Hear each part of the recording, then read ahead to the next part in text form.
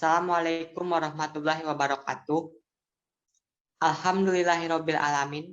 Puji syukur kita panjatkan kehadirat Allah Subhanahu wa taala yang telah memberikan nikmat kesehatan sehingga kelompok 4 dapat mempresentasikan hasil diskusinya yang berjudul Kajian Langkah-langkah dalam Administrasi Pembangunan. Anggota kelompok 4 sebagai berikut. Yang pertama, Dwi Andini Sukmawijaya, NIM 2004-2200. Yang kedua, Fadal Muhammad, NIM 2004-2202. Yang ketiga, saya sendiri, Muhammad Maldini, NIM 2004-2030. Yang keempat, Wike Putri Melia dengan NIM 2004-2295. Pada materi pertama ini akan dibacakan oleh Fadel.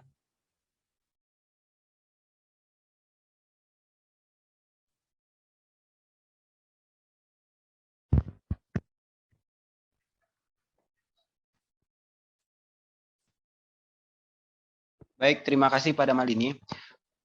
Materi yang pertama yaitu pembangunan administrasi. Dalam hal ini dapat difokuskan kepada yang pertama yaitu pembangunan atau reformasi birokrasi. Yang kedua yaitu pembangunan sumber daya aparatur.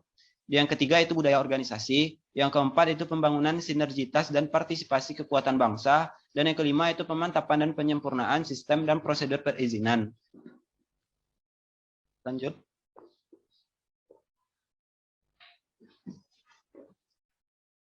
Selanjutnya itu program prioritas pembangunan administrasi di negara berkembang. Yang pertama yaitu pembangunan atau reformasi birokrasi yang dapat dilakukan dengan proses mengatur atau menyusun kembali, menata ulang, mengubah, memperbaiki, dan menyempurnakan apa yang sudah ada menuju ke arah yang lebih berkualitas, baik profesional, cepat tanggap, beri efisien, efektif, tepat ukuran dan fungsi, produktif, dan berkinerja tinggi.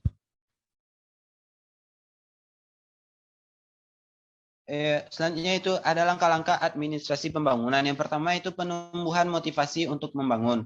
Rakyat seiring tidak termotivasi untuk memperbaiki mutu hidupnya, padahal konsep pembangunan justru mengandung pandangan bahwa melalui kegiatan pembangunan, mutu hidup dalam semua aspeknya dapat diubah dalam arti peningkatannya. Para elit administratif di lingkungan pemerintahan melalui kerjasama dengan berbagai kelompok elit lainnya, terutama elit politik, elit dunia usaha, dan elit pembentuk opini di masyarakat bertanggung jawab untuk mengubah persepsi tersebut dan menekankan bahwa untuk membangun.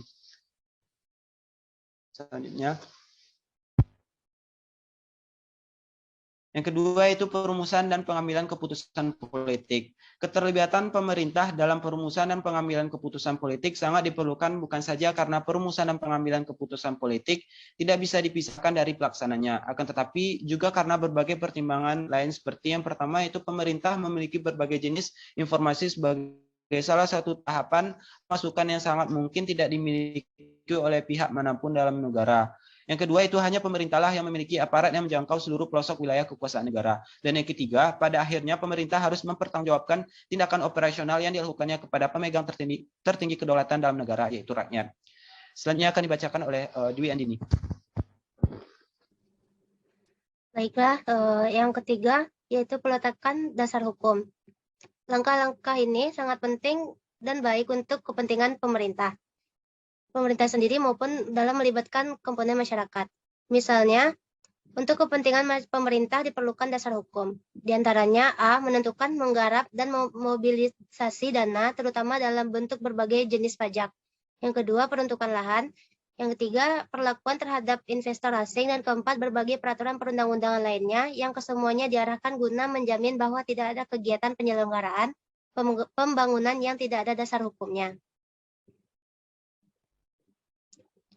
Yang keempat, perumusan rencana pembangunan nasional. Salah satu instrumen yang biasanya digunakan untuk ketepatan rencana ialah dengan melakukan analisis SWOT, yang dalam praktek berarti bahwa para pemain kunci memahami benar kekuatan yang dimiliki oleh negara atau strengths, mengenali kelemahan yang mungkin ada atau weakness, mampu memanfaatkan peluang atau opportunities, dan siap menghadapi ancaman atau threats, baik yang datang dari dalam negeri sendiri maupun yang datang dari luar. Dengan demikian dapat dikatakan bahwa suatu rencana pembangunan nasional pada umumnya bersifat indikatif. Yang kelima, sebagai penentuan dan perumusan program kerja. Sebagai rincian terencana, penyusunan program kerja memang dapat dikatakan krusial.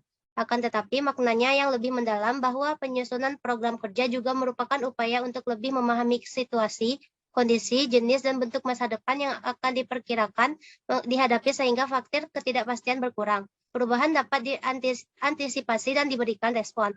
Skala prioritas makin tajam, sasaran makin konkret, kurun waktu makin pendek, pelaksana rencana secara efisien dan efektif. Yang selanjutnya, yang keenam, penentuan proyek-proyek pembangunan. Dalam rencana pembangunan nasional dan program kerja, berbagai kegiatan yang akan dilakukan dalam bentuk proyek yang ditentukan pada umumnya mengandung unsur-unsur bentuknya, lokasinya, dan daya yang dialokasikan. Satuan kerja penanggung jawab utamanya, sasarannya, hasil yang diharapkan, dan pemanfaatannya. Banyak pihak yang sering terdapat kecenderungan birokrasi pemerintah untuk memproyekkan suatu kegiatan sesungguhnya merupakan kegiatan rutin. Kecenderungan demikian sering timbul karena penghasilan para pelaksananya bertambah dengan adanya honorarium penanganan proyek. Kedua, berbagai proyek pembangunan dilaksanakan sendiri oleh pemerintah dengan alasan dan argumentasinya. Dan ketiga, tidak sedikit proyek pembangunan yang diserahkan kepada pihak lain untuk melaksanakannya. Selanjutnya, yang ketujuh, implementasi rencana dan program kerja. Bukanlah hal yang mustahil bahwa misi, strategi, rencana, dan program kerja dirumuskan sedemikian rupa sehingga secara teoritis tepat, akan tetapi tidak dapat dilaksanakan dengan efisien dan efektif. 8. Pentingnya sistem penilaian. Seperti diketahui, penilaian merupakan salah satu fungsi penting dalam proses administrasi dan manajemen. Penyelenggaraan fungsi ini memungkinkan manajemen membandingkan hasil yang seharusnya dicapai melalui pelaksanaan kegiatan tertentu dengan hasil yang nyatanya dicapai. Dan yang 9, pentingnya mekanisme umpan balik. Karena administrasi, termasuk administrasi pembangunan, merupakan proses, salah satu ciri pokoknya ialah kesinambungan. Dari sudut inilah pentingnya mekanisme umpan balik harus dilihat. Berarti bahwa satu tahap yang sudah dilalui dinilai. Baiklah, selanjutnya akan diserahkan kepada Wiki Putri Melia. Kesimpulan.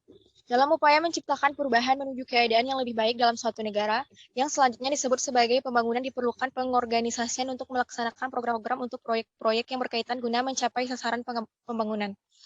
Berdasarkan kenyataan tersebut, tampak peran penting administrasi bagi pembangunan. Administrasi merupakan bagian yang tidak terpisahkan dari proses pembangunan. Karena itulah administrasi pembangunan muncul sebagai suatu disiplin ilmu yang mempelajari tentang usaha-usaha ke arah perubahan-perubahan keadaan yang dianggap lebih baik secara khusus di negara berkembang. Selanjutnya, suatu sistem yang akan membawa kehidupan bangsa menuju sasaran pembangunan yang diharapkan. Administrasi bukanlah suatu sistem yang bersifat simbolis, melainkan suatu sistem yang menentukan masa depan negara. Karena itu diperlukan partisipasi aktif masyarakat untuk mendukung keberhasilan pembangunan. Langkah awal yang perlu dilakukan ialah mengubah pandangan tentang administrasi pembangunan itu sendiri. Mungkin selama ini bagi pemerintah, administrasi hanya merupakan susunan hierarki semata yang disusun berdasarkan tugas masing-masing. Sedangkan bagi masyarakat sendiri, administrasi pembangunan hanya suatu sistem yang tidak berpengaruh bagi kehidupan mereka. Karena itu perlu ditanamkan nilai-nilai administrasi pembangunan yang sebenarnya, baik kepada pihak pemerintah maupun masyarakat. Pemerintah perlu mengetahui bahwa dalam administrasi pembangunan terdapat sebuah tanggung jawab untuk membawa kehidupan bangsa menuju keadaan yang lebih baik dan dilakukan dengan adanya kerjasama. Sedangkan masyarakat sendiri perlu menyadari esensi administrasi pembangunan. Baiklah, materi selanjutnya akan dibacakan oleh Maldini. Langkah awal yang perlu dilakukan ialah mengubah pandangan. Slide sebelumnya. Saran, sistem administrasi yang baik akan menghasilkan pembangunan yang berkelanjutan. Pengelolaan administrasi ini dilakukan dengan menerapkan manajemen pembangunan secara efektif dan efisien. Artinya, dalam mengelola administrasi pembangunan harus ada perencanaan yang terprogram dan jelas, pengerahan sumber daya yang optimal, upaya menggerakkan partisipasi masyarakat, penganggaran yang rasional, pelaksanaan pembangunan yang efektif, koordinasi, pemantauan dan evaluasi, pengawasan secara terus-menerus terhadap pelaksanaan pembangunan dan sistem informasi yang kuat dalam manajemen pembangunan.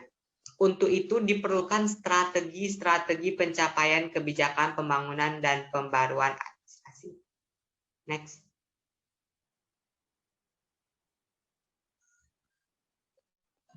Demikianlah presentasi.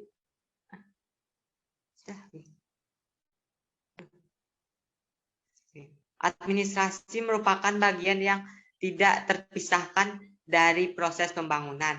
Karena itulah administrasi pembangunan muncul sebagai suatu disiplin ilmu yang mempelajari tentang usaha-usaha ke arah perubahan-perubahan keadaan yang dianggap lebih baik secara khusus di negara berkembang. Suatu sistem yang akan membawa kehidupan bangsa menuju sasaran pembangunan yang diharapkan. Administrasi bukanlah suatu sistem yang bersifat simbolis, melainkan suatu sistem yang menentukan masa depan negara. Karena itu diperlukan partisipasi aktif masyarakat untuk mendukung keberhasilan pembangunan. Next.